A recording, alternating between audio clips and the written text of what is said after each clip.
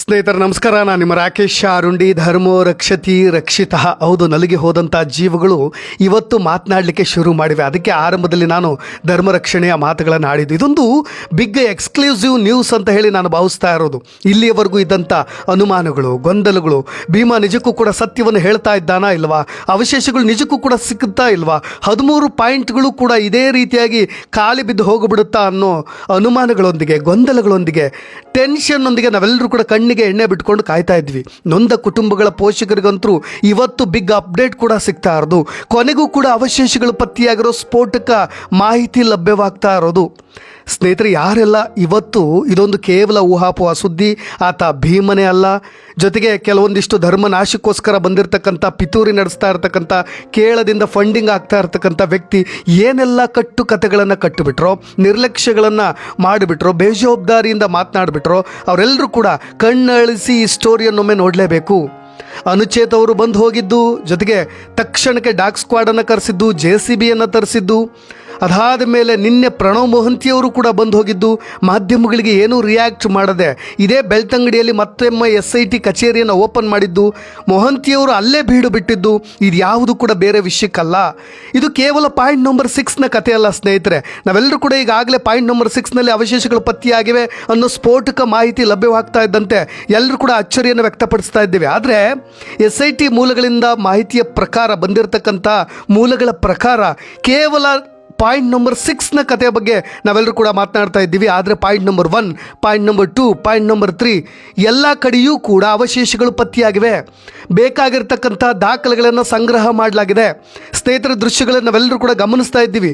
Point number 6ನಲ್ಲಂತೂ ಈಗ ಒಂದು tension create ಆಗಿಬಿಟ್ಟಿದೆ. ನಿರಂತರವಾಗಿ ಅಲ್ಲಿರ್ತಕ್ಕಂಥ ಎಲ್ಲ ಸಿಬ್ಬಂದಿಗಳು ಕೂಡ ನಿರಂತರವಾಗಿ ಕೆಲಸ ಮಾಡ್ತಾ ಇದ್ದಾರೆ. ತಹಶೀಲ್ದಾರ್ ಇರ್ಬೋದು, ಸೋಕೋ ಟೀಮ್ ಇರ್ಬೋದು, ಜೊತೆಗೆ ಅಲ್ಲಿ ಅಸಿಸ್ಟೆಂಟ್ ಕಮಿಷನರ್ಗಳಾಗಿರ್ಬೋದು, ಎಲ್ಲರೂ ಕೂಡ ಭಾಳ ಚಾಚು ತಪ್ಪದೆ ಕರಾರುವಕ್ಕಾಗಿ ಅಲ್ಲಿ ಸಿಗ್ತಾ ಇರ್ತಕ್ಕಂಥ ಅವಶೇಷಗಳನ್ನು ಬೇರೆ ಬೇರೆ ಕೆಂಪು ಬ್ಯಾಗ್ಗಳಿಗೆ ಎಲ್ಲವನ್ನೂ ಕೂಡ ತುಂಬ ಚಾಚು ತಪ್ಪದೆ ಅವುಗಳನ್ನು ಪ್ರಿಸರ್ವ್ ಮಾಡಬೇಕು, ಜೊತೆಗೆ ಅವನ್ನೆಲ್ಲವನ್ನೂ ಕೂಡ ಸೀಲ್ ಮಾಡಬೇಕು. ಆ ಕೆಲಸದಲ್ಲಿ ಎಲ್ಲರೂ ಕೂಡ ತೊಡಗಿದ್ದಾರೆ. ಆದರೆ ಕಳೆದ 3 ದಿನಗಳಿಂದಲೂ ಕೂಡ ಪೊಲೀಸ್ನವರು ಎಲ್ಲರ ಚಿತ್ತವನ್ನು, ಎಲ್ಲರ ಅನುಮಾನಗಳನ್ನು, ಎಲ್ಲರ ನೋಟವನ್ನು ಬೇರೆ ಕಡೆಗೆ ತಿರುಗಿಸುವ ಕೆಲಸವನ್ನು ಖಂಡಿತವಾಗಿಯೂ ಮಾಡಿದ್ದಾರೆ ಅನ್ನೋ ಮಾಹಿತಿಗಳು ಲಭ್ಯವಾಗ್ತಾ ಇರೋದು. ಸ್ನೇಹಿತರೆ, ಯಾವ ರೀತಿಗೆ ಅಲ್ಲಿ ಎಕ್ಸ್ಕವೇಷನ್ ನಡೀತಾ ಇದೆ, ಉತ್ಖನನ ನಡೀತಾ ಇದೆ ಅಂದರೆ ಒಂದು ಗುದ್ದಲಿಯ ಏಟು ಕೂಡ ಮೂಳೆಗಳಿಗೆ ಬೀಳಲಿಕ್ಕೆ ಬಿಡ್ತಾ ಇಲ್ಲ. ಯಾಕೆಂದರೆ 15ರಿಂದ 20 ವರ್ಷಗಳ ಹಳೆಯ ಮೂಳೆಗಳು ಸ್ವಲ್ಪ ಅವುಗಳಿಗೆ ಘಾಸಿ ಆದರೂ ಕೂಡ ಸಮಸ್ಯೆ ಆಗಿಬಿಡುತ್ತೆ, ನಾಳೆ ಕಂಡುಹಿಡಿಯಲಿಕ್ಕೆ ಸಮಸ್ಯೆ ಆಗುತ್ತೆ. ಹಾಗಾಗಿ ಸಂಜೆ 6ರಿಂದ ನಡುರಾತ್ರಿ, ಮಧ್ಯರಾತ್ರಿ 1 ಗಂಟೆಯವರೆಗೂ ಕೂಡ ಸ್ಥಳ ಮಹಜರು ಪ್ರಕ್ರಿಯೆ, ಅವುಗಳನ್ನು ಒಂದು ಕಡೆ ಸೀಲ್ ಮಾಡುವಂಥ ಪ್ರಕ್ರಿಯೆ ನಡೆಯಲಾಗ್ತಾ ಇದೆ. ನಾವೆಲ್ಲರೂ ಕೂಡ ಪಾಯಿಂಟ್ ನಂಬರ್ 1, ಪಾಯಿಂಟ್ ನಂಬರ್ 2 ಅಲ್ಲಿ ಏನೂ ಇಲ್ಲವೇ ಇಲ್ಲ, ಸಿಕ್ಕಿಲ್ಲ ಅನ್ನೋ ಸುದ್ದಿಗಳತ್ತ ನಮ್ಮೆಲ್ಲರ ಚಿತ್ತಾಯಿತು. ಆದರೆ SIT ಟೀಮ್, ಪ್ರಣವ್ ಮೊಹಂತಿ ಅವರ ಟೀಮ್ನ ಕೆಲಸವನ್ನು, ಕಾರ್ಯಕ್ಷಮತೆಯನ್ನು, ಅವರ ಪ್ರಾಮಾಣಿಕತೆಯನ್ನು, ನಿಷ್ಪಕ್ಷಪಾತ ತನಿಖೆಯನ್ನು ನಾವೆಲ್ಲರೂ ಕೂಡ ಇವತ್ತು ಪ್ರಶಂಸೆ ಮಾಡಲೇಬೇಕು. ಯಾಕೆಂದರೆ ಅವರ ಪರ ವಕೀಲರು ಕೂಡ ಈ ರೀತಿಯಾದಂಥ ಯಾವುದೇ ಮಾಹಿತಿಯನ್ನು ಕೂಡ ತಲುಪಲಿಕ್ಕೆ ಬಿಟ್ಟೇ ಇಲ್ಲ. ಭೀಮನ ಹತ್ತಿರ ಅವರ ಪರ ವಕೀಲರು ಕೂಡ ನಿನ್ನೆ ರಾತ್ರಿಯೆಲ್ಲ ಬಂದೇ ಇಲ್ಲ. ಹಾಗಾಗಿ ಪ್ರತಿದಿನ ಸಂಜೆ 6ರಿಂದ ಈ ಕೆಲಸ ಕಾರ್ಯ ಮುಗಿದು ಹೋದ ನಂತರ ಅವುಗಳನ್ನೆಲ್ಲವನ್ನೂ ಕೂಡ ಸುದ್ದಿ ಹೊರಗೆ ಹೋಗದಂತೆ ಎಲ್ಲವನ್ನೂ ಕೂಡ ಸೀಲ್ ಮಾಡುವಂಥ ಕೆಲಸವನ್ನು ಮಾಡಿದೆ. ಸ್ನೇಹಿತರೆ, ಈಗಾಗಲೇ ನಾನು ಹೇಳಿದ್ದೆ, ಲಕ್ಷ್ಮಿ ಅವರ ಪಾನ್ ಕಾರ್ಡ್ ಆಗಿರ್ಬೋದು, ಪಾನ್ ಕಾರ್ಡ್ ಮೀನ್ಸ್ ಒಂದು ಡೌಟೆಡ್ಲಿ ಮಾತನಾಡ್ತಾ ಇದ್ದಾರೆ. ಒಂದು ಚಾನ್ಸಸ್ ಆ್ಯಕ್ಚುಲಿ ID ಕಾರ್ಡ್ ಸಿಕ್ಕಿರೋದಲ್ಲಿ ATM ಕಾರ್ಡ್ ಕೂಡ ಸಿಕ್ಕಿದೆ. ಕೆಂಪು ರವಿಕೆಯ ಬಗ್ಗೆ ಮಾತನಾಡ್ತಾ ಇದ್ದಾರೆ. ಆದರೆ SIT ಟೀಮ್ ಈಗಾಗಲೇ ಸಪ್ರೇಟ್ ಟೀಮನ್ನು ಕೂಡ ಮಾಡಿದೆ ಲಕ್ಷ್ಮಿ ಕೇಸ್ಗೆ ಸಂಬಂಧಪಟ್ಟ ಹಾಗೆ. ಅಂದರೆ ನಮಗೆಲ್ರಿಗೂ ಕೂಡ ಗೊತ್ತಿರೋ ಹಾಗೆ 2009ರಲ್ಲಿ ಮಿಸ್ಸಿಂಗ್ ಕೇಸ್ ಆಗಿರೋದು. ಬಹಳಷ್ಟು ಜನರು ಹೇಳ್ತಾರೆ 2003ರಲ್ಲಿ ಅಲ್ಲಿನ ಪಂಚಾಯಿತಿಯ ಉಪಾಧ್ಯಕ್ಷರಾಗಿರ್ತಕ್ಕಂಥ ಶ್ರೀನಿವಾಸ ರಾವ್ ಅವರು ಹೇಳ್ತಾರೆ, ಈ 2003ರ ನಂತರ ನಾವೆಲ್ಲರೂ ಕೂಡ ದಾಖಲೆಗಳ ಸಮೇತವಾಗಿ ಯಾರನ್ನೇ ಆಗಲಿ ಹೂಳ್ತಾ ಇದ್ದೀವಿ, ಯಾರನ್ನೇ ಆಗಲಿ ದಫನ್ ಮಾಡ್ತಾ ಇದ್ದೀವಿ ಅಂತ. ಆದರೆ 2009ರ ಲಕ್ಷ್ಮಿ ಈಕೆಯೋ ಅಥವಾ ಇಲ್ವೋ, ಈ ನಿಟ್ಟಿನಲ್ಲೂ ಕೂಡ ಈಗಾಗಲೇ ತನಿಖೆ ಕೂಡ ಶುರುವಾಗಿರೋದು. ಸಪ್ರೇಟ್ ವಿಂಗ್, SITಯ ಸಪ್ರೇಟ್ ವಿಂಗ್ ಈಗಾಗಲೇ ಲಕ್ಷ್ಮಿ ಅವರ ಕುಟುಂಬವನ್ನು ಕೂಡ ಸಂಪರ್ಕ ಮಾಡಿರೋದು. ಇದ್ಯಾವುದೂ ಕೂಡ ಗೊತ್ತಿಲ್ಲದಂತೆ ತೆರೆಮರೆಯಲ್ಲಿ ಭಾಳಷ್ಟು ಕಾನ್ಫಿಡೆನ್ಷಿಯಲ್ ಆಗಿ SIT ಟೀಮ್ ತನಿಖೆ ನಡೆಸ್ತಾ ಇದೆ. ಈ ಥರದ ಅಚ್ಚರಿ ವಿಷಯಗಳೇ ನಮಗೆಲ್ಲರಿಗೂ ಕೂಡ ಶಾಕ್ ಅನ್ನಿಸ್ತಾ ಇರೋದು. ಸ್ನೇಹಿತರೆ, ಈಗಾಗಲೇ ಮಿನಿ ಅರ್ತ್ ಮೂವರ್ನು ಕೂಡ ಕರೆಸಿದ್ದಾರೆ. ನಿನ್ನೆ JCBಯನ್ನು ಕರೆಸಿದ್ರು. ಭಾಳಷ್ಟು ದಟ್ಟವಾದಂಥ ಕಾಡು, ಭಾಳ ಎದೆಯ ಮಟ್ಟಕ್ಕೆ ಬೆಳೆದಂಥ ಗಿಡಗಂಟಿಗಳು, ಅಲ್ಲಿ ಜನರು ಕೂಡ ಓಡಾಡಲಿಕ್ಕೂ ಕೂಡ ಸಾಧ್ಯವಾಗದಂಥ ಜಾಗದಲ್ಲಿ ಭೀಮ ಕರ್ಕೊಂಡು ಹೋಗಿರೋದು, ನಮಗೆಲ್ರಿಗೂ ಕೂಡ ಗೊತ್ತಿಲ್ಲದಂಥ ಗುಪ್ತ ದಾರಿಗಳು ಕೂಡ ಭೀಮನಿಗೆ ಗೊತ್ತಿದೆ. ಅದೇ ಈಗ ಎಲ್ಲರನ್ನೂ ಕೂಡ ಬೆಚ್ಚಿ ಬೀಳಿಸ್ತಾ ಇರೋದು. ಈ ಜಾಗ ಆತನಿಗೆ ತನ್ನ ಸ್ವಂತ ಮನೆ ಅಂತ ಆಗಿಬಿಟ್ಟಿದೆ. ಸ್ನೇಹಿತರೆ, ನಿಮ್ಗೆಲ್ರಿಗೂ ಕೂಡ ಗೊತ್ತಿರೋ ಹಾಗೆ ನೇತ್ರಾವತಿ ಸ್ನಾನಘಟ್ಟದ ಪಕ್ಕದಲ್ಲಿ ಆತನಿಗೆ ಮನೆಯನ್ನು ಮಾಡಿಕೊಡ್ಲಾಗಿತ್ತು ಅಂತ. 20 ವರ್ಷಗಳ ಕೆಲಸ ಮಾಡಿರ್ತಕ್ಕಂಥ ವ್ಯಕ್ತಿ ಆತ ತನ್ನ ನೆಲೆಯನ್ನೇ ಮನೆ ಮಾಡ್ಕೊಂಡ್ಬಿಟ್ಟಿರ್ತಾನೆ. ಆತನಿಗೆ ಕಾಡೇ ಮನೆ ಆಗಿಬಿಟ್ಟಿತ್ತು. ಆತ ಎಲ್ಲಿ ಹೂತಿದ್ದೀನಿ, ಯಾವ ಜಾಗದಲ್ಲಿ ಹೂತಿದ್ದೀನಿ, ಯಾವ ಮರದ ಕೆಳಗೆ ಹೂತಿದ್ದೀನಿ ಅಂತ ಅನೇಕ ಕನ್ಫ್ಯೂಷನ್ಸ್ಗಳನ್ನು, ಅನೇಕ ಅನುಮಾನಗಳನ್ನು ಕೂಡ ನಾವೆಲ್ಲರೂ ಕೂಡ ಪ್ರಶ್ನಾರ್ಥಕವಾಗಿ ಆಲೋಚನೆ ಮಾಡ್ತಾ ಇದ್ವಿ. ಯಾಕೆಂದರೆ ಭೀಮ ಎಲ್ಲೂ ಹೋಗಿದ್ದೇ ಇಲ್ಲ, ಇಲ್ಲೇ ಇದ್ನಾ ಅಂತ, ಅಥವಾ ಆತ ಹೊರ ರಾಜ್ಯಗಳಲ್ಲಿ ನೆಲೆಸೇ ಇರಲಿಲ್ಲ, ಇಲ್ಲೇ ಇದ್ನಾ ಅಂತ. ಅದಕ್ಕೊಂದು ಸರಿಯಾದ ಸಮಯ ಬೇಕಾಗಿತ್ತು. ಆ ಸಮಯಕ್ಕೋಸ್ಕರ ಕಾದು ಇವತ್ತು ಒಬ್ಬ ಸುಪ್ರೀಂ ಕೋರ್ಟ್ ವಕೀಲರನ್ನ ಹಿಡಿದು ಇವತ್ತು ಎಲ್ಲ ಸತ್ಯಾಂಶಗಳನ್ನು ಹೊರಗೆಳಿಲಿಕ್ಕೆ ಸಿದ್ಧನಾಗಿದ್ದಾನೆ ಅಂತ. Chances are there. ಅದೆಲ್ಲವೂ ಕೂಡ SIT ಟೀಮ್ ನಡೆಸುತ್ತೆ. SIT ಟೀಮ್ ಏನು ಮೂರ್ಖರಲ್ಲ. ಆ ಟೀಮ್ನಲ್ಲಿರ್ತಕ್ಕಂಥ ಎಲ್ಲ IPS ಅಧಿಕಾರಿಗಳು ಕೂಡ ಬಹಳಷ್ಟು ಚಾಣಾಕ್ಷರು. 2 ದಿನಗಳ ಕಾಲ ನಿರಂತರವಾಗಿ ವಿಚಾರಣೆ ಮಾಡಿದ್ದಾರೆ. ಅಂದರೆ ಎಲ್ಲ ರೀತಿಯಾದಂಥ ಕ್ರಾಸ್ ಕ್ವಶನ್ಸ್ಗಳನ್ನು ಕೂಡ ಹಾಕಿರ್ತಾರೆ. ಅವ್ರಿಗೊಂದು ಕಾನ್ಫಿಡೆಂಟ್ ಬಂದಿರುತ್ತೆ, ನಿಜವಾಗಿಯೂ ಕೂಡ ಈತ ಹೇಳ್ತಾ ಇರೋದು ಸತ್ಯ, ಈತ ಪಾಯಿಂಟ್ ಮಾಡಿ ತೋರಿಸ್ತಾ ಇರ್ತಕ್ಕಂಥ ವ್ಯಕ್ತಿಗಳೇ ಈತನಿಗೆ ಸಹಕಾರ ಮಾಡಿರ್ಬೋದು. ಎಲ್ಲವನ್ನೂ ಕೂಡ ಕನ್ಫರ್ಮ್ ಮಾಡ್ಕೊಂಡ ಮೇಲೆ ಆ ಸ್ಥಳಕ್ಕೆ ಆತನನ್ನು ಕರ್ಕೊಂಡು ಹೋಗಿರ್ತಾರೆ. ಹಾಗಾಗಿಯೇ ಇವತ್ತು ಈ ಥರದೊಂದು ಸ್ಫೋಟಕ ಮಾಹಿತಿಯನ್ನು ನಾವು ಕೂಡ ಕೇಳಲಿಕ್ಕೆ ಸಿಗ್ತಾ ಇರೋದು. ನಮಗೂ ಕೂಡ ಹಲವು ಅನುಮಾನಗಳಿತ್ತು.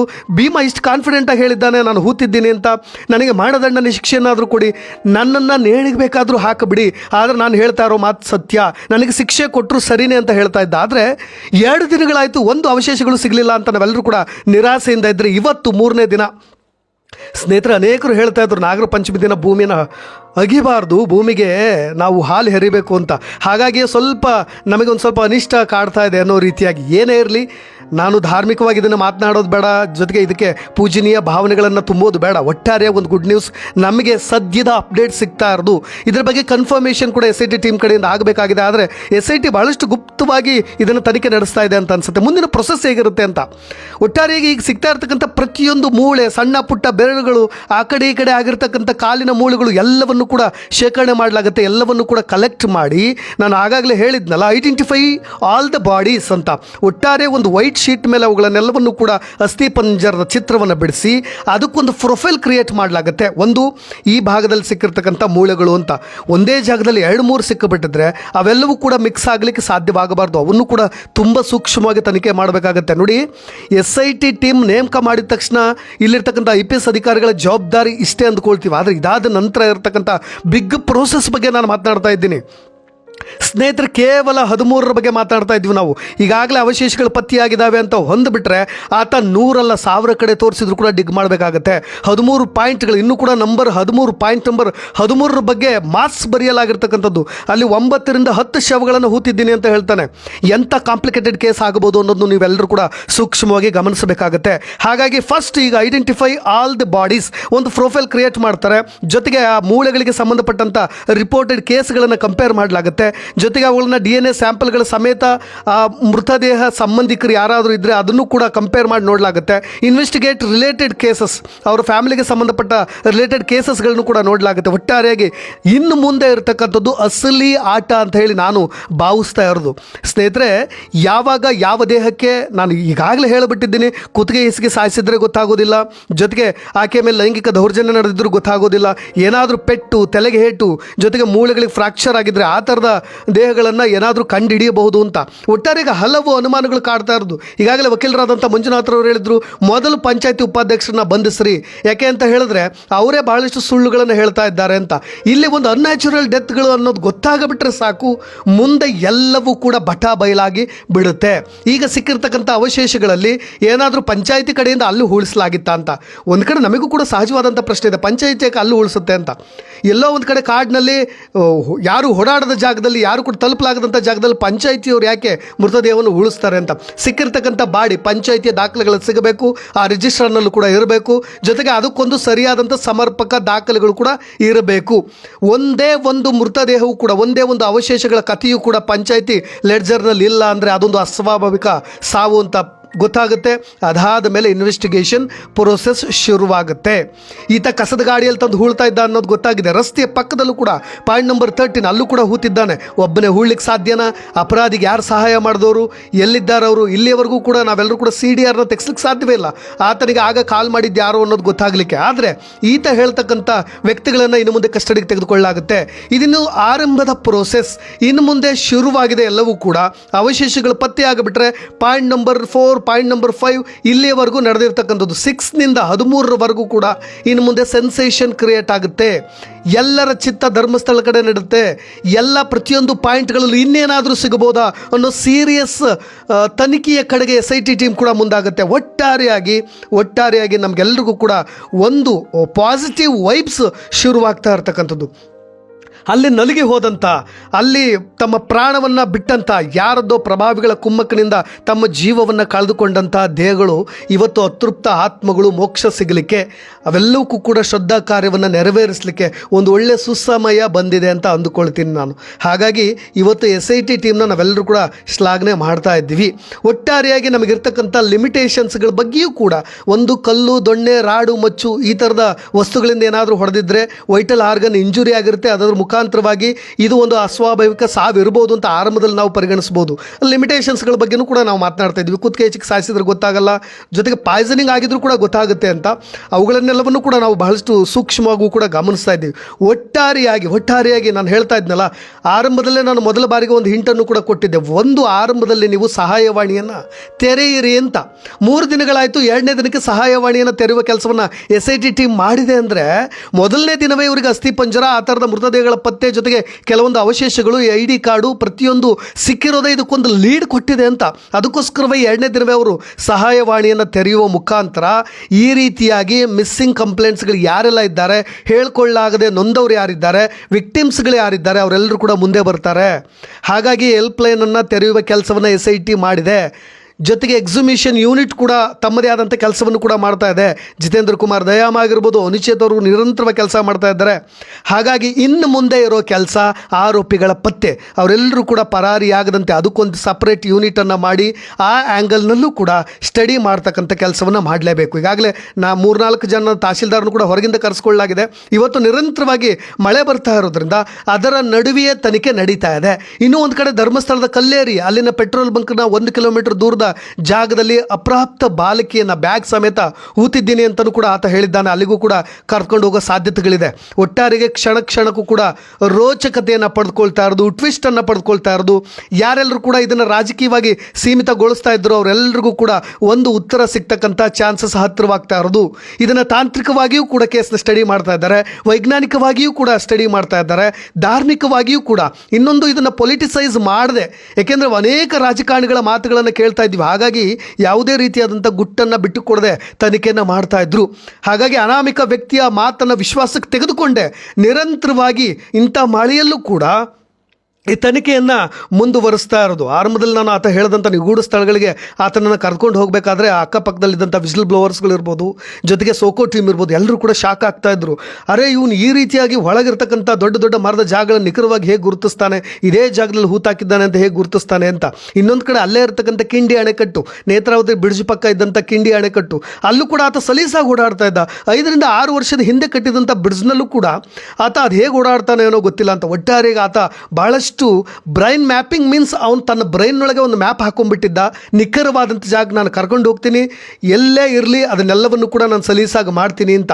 ಒಟ್ಟಾರೆಯಾಗಿ ಏನೆಲ್ಲ ಟೆಕ್ನಿಕಲ್ ಪ್ರಾಬ್ಲಮ್ಸ್ಗಳಿದ್ವು ಅದೆಲ್ಲವನ್ನು ಕೂಡ ಈಗ ಪ್ರಾಬ್ಲಮ್ಸ್ಗಳನ್ನು ಸಾಲ್ವ್ ಮಾಡಿ, ಒಟ್ಟಾರೆಯಾಗಿ ನಾನು ಹೇಳ್ತಾ ಇದ್ದೆ, ಅಲ್ಲಿ ಟ್ರಾನ್ಸ್ಫಾರ್ಮರ್ ಇತ್ತು, ಅಲ್ಲಿ ಮೆಸ್ಕಾಮ್ನಿಂದ ಪರ್ಮಿಷನ್ ಬೇಕಾಗಿತ್ತು, ಅಲ್ಲೂ ಕೂಡ ಪರ್ಮಿಷನ್ನ ತೆಗೆದುಕೊಂಡು ಈಗಾಗಲೇ ಮುಂದಿನ ಕಾರ್ಯವನ್ನು ಮಾಡ್ತಾ ಇದ್ದಾರೆ ಅಂತ.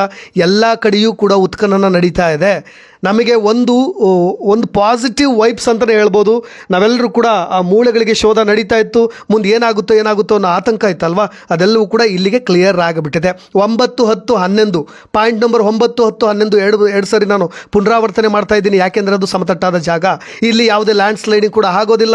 ಇಲ್ಲಿಯವರೆಗೂ ಕೂಡ ಯಾವುದೋ ಒಂದು ಮಣ್ಣು, ತೆರೆಯ ಮಣ್ಣು, ನೇತ್ರಾವತಿ ನದಿಯ ತೆರೆಯ ಮಣ್ಣು ಬಂದು ಅಲ್ಲಿ ಫಲವತ್ತಾಗಿ ಕೂತು ಬಿಡುತ್ತೆ, ಏರಿಕೆ ಆಗಿಬಿಡುತ್ತೆ. ಅಲ್ಲಿ ಇನ್ನೂ ಹೆಚ್ಚಿನ ಆಳಕ್ಕೆ ತೆಗಿಬೇಕು ಅನ್ನೋ ಸಮಸ್ಯೆಗಳಿಲ್ಲ, ಅನುಮಾನ ಅನುಮಾನಗಳಿಲ್ಲ.